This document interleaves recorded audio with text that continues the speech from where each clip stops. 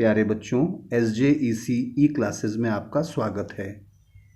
मैं मनदीप तिवारी, आपका हिंदी टीचर।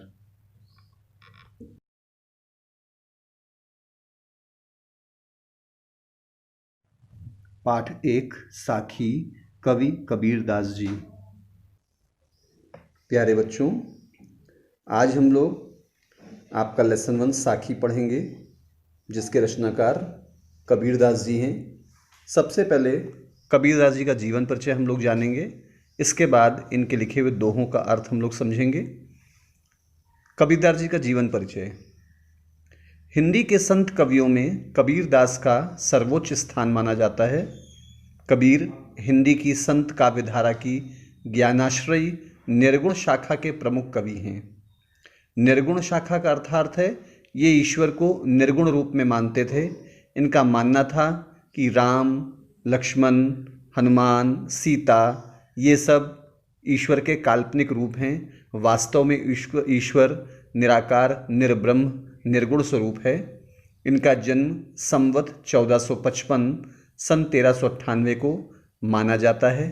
ऐसा कहा जाता है कि इनका जन्म एक ब्राह्मणी के गर्भ से हुआ था, जिसने लोक लाजवश इनको एक तालाब के किनारे छोड़ दिया था। बनारस में लहरतारा नामक तालाब है, उसके किनारे छोड़ दिया था। वहाँ से जब नीरू नीमा नामक दंपत्ति गुजर रहे थे तो उन्होंने इनको देखा और इनको पाल लिया। इस तरह से जन्म से तो ये हिंदू थे, लेकिन बाद में मुस्लिम परिवार में इनका पालन पोषण हुआ। ऐसा माना जाता है कि इनकी मृत्यु 1495 ईस्वी में हुई है। कबीर ने प्रसिद्ध वैष्णव संत स्वामी रामानंद से दीक्षा ली थी। कुछ लोग इन्हें सूफी संत शेख तकी का शिष्य भी मानते हैं। कबीर पढ़े लिखे नहीं थे। उनके पदों और साखियों में एक समाज सुधारक का निर्भीक स्वर सुनाई पड़ता है। कबीर निर्गुण तथा निराकार ईश्वर के उपासक थे, इसलिए इन्होंने मूर्ति पूजा, कर्मकांड तथा बाहरी आडंबरों का खुलकर विरोध किया। इनकी रचनाओं में धर्म में विलीन आडंबर का विरोध साफ दिखाई देता है।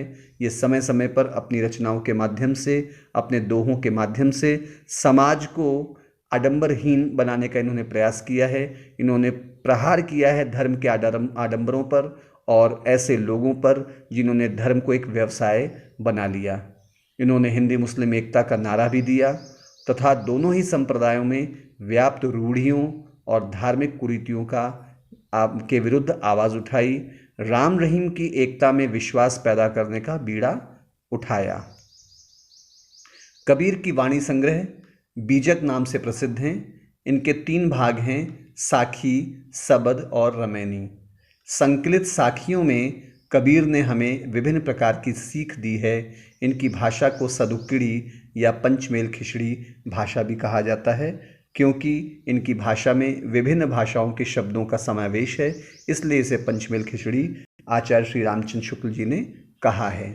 ऐसा माना जाता है जब इनकी मृत्यु हुई तो इनके अनुयायी, जो कि हिंदू और मुस्लिम दोनों थे, वो आपस में लड़ने लगे कि नहीं, हम हिंदू रीति रिवाज से इनका अंतिम संस्कार करेंगे, तो मुस्लिम कहते हम मुस्लिम रीति रिवाज से इनका अंतिम संस्कार करेंगे।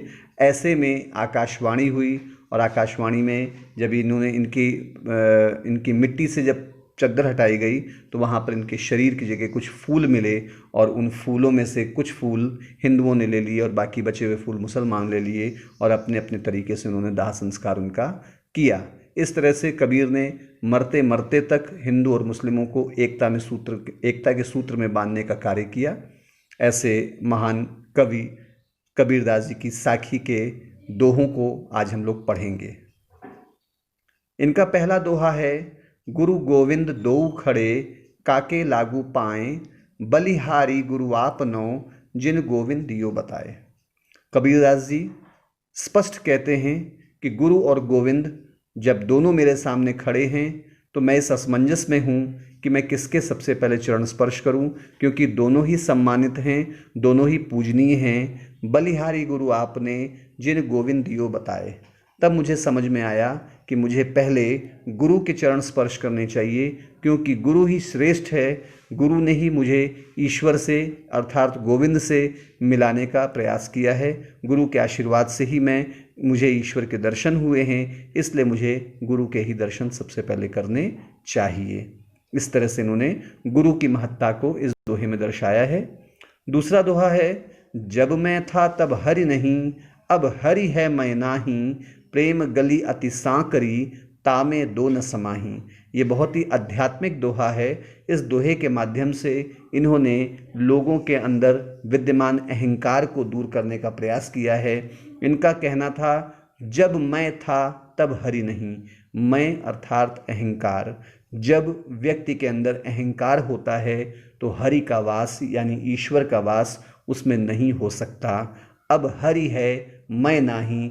अब जब मैंने अपने ज्ञान से, गुरु की कृपा से मैंने ज्ञान प्राप्त किया और ज्ञान के द्वारा मैंने अहंकार को अपने अंदर से समाप्त कर दिया है, तो आज ईश्वर, परमात्मा, परमेश्वर, परमपिता मेरे अंदर विद्यमान है।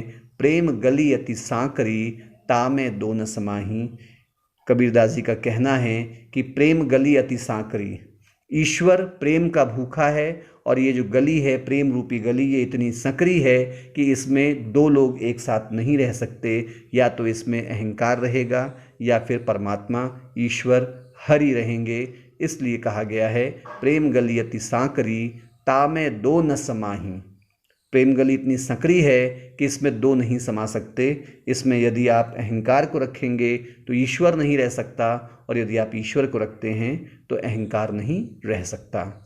इस तरह से आज हमने कबीरदास जी के जीवन परिचय के बारे में जाना और उनके दिए हुए दो दोहों के परिचय में जाना। अगली वीडियो में हम इनके और 3 दिए हुए दोहों के बारे में पढ़ेंगे। तब तक के लिए धन्यवाद।